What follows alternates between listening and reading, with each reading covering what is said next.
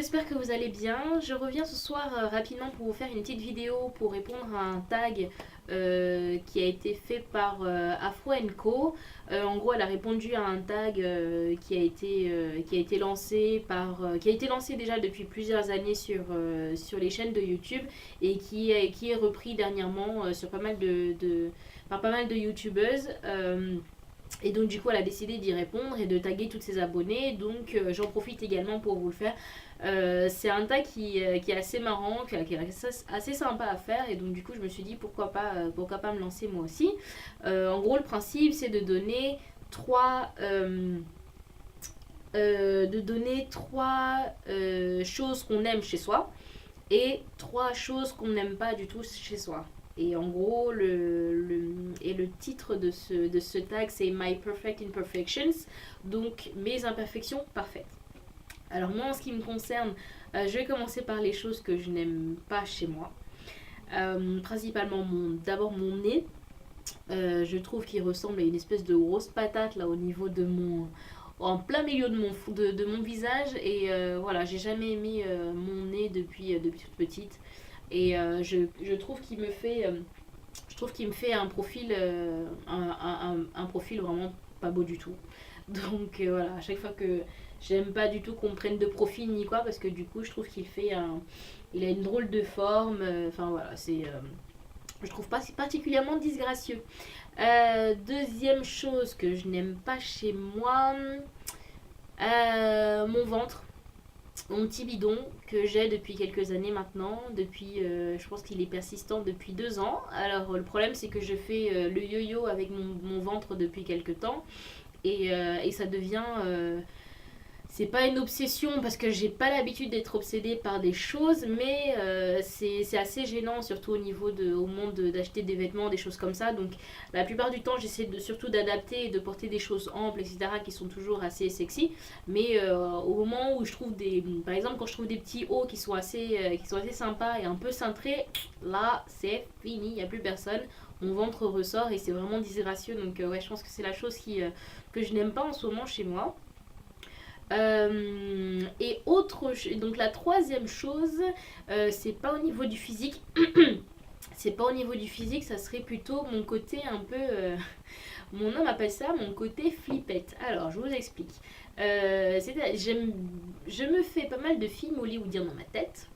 Sur des situations, sur des choses qui peuvent arriver, sur des choses qui pourraient arriver, etc. Mais c'est totalement imaginaire. J'ai une imagination particulièrement débordante et en général, je me fais des films pas possibles sur plein de choses, principalement sur les gens que j'aime.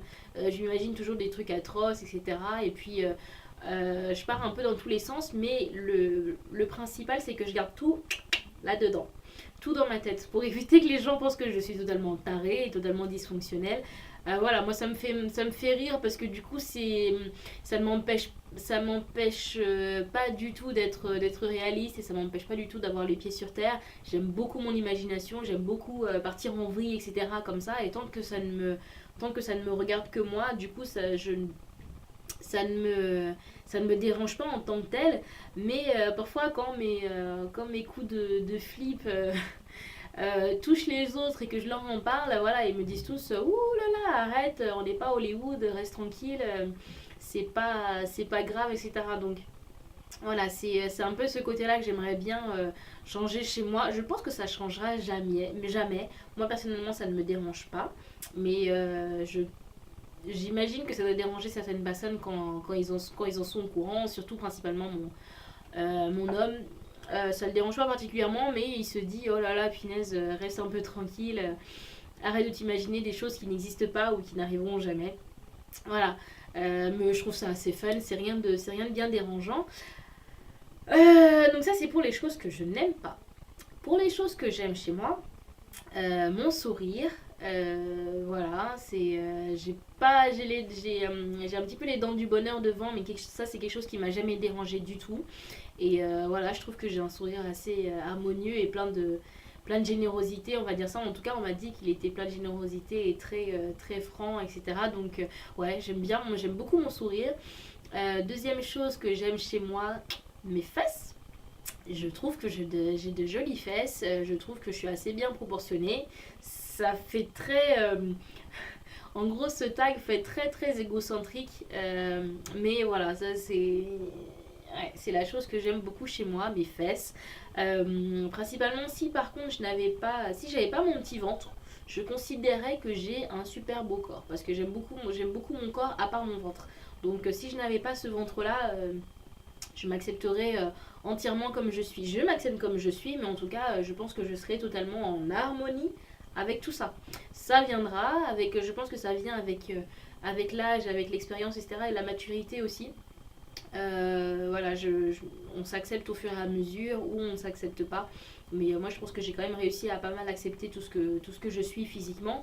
Et voilà, sauf quelques petits défauts, quelques petites imperfections, mais ça fait le charme. Autre chose, donc la troisième chose que j'aime chez moi, quelque chose qui n'est pas non plus physique, euh, c'est mon mental. C'est mon mental. J'ai un mental très fort. Alors ce mental fort, il est combiné avec une hypersensibilité.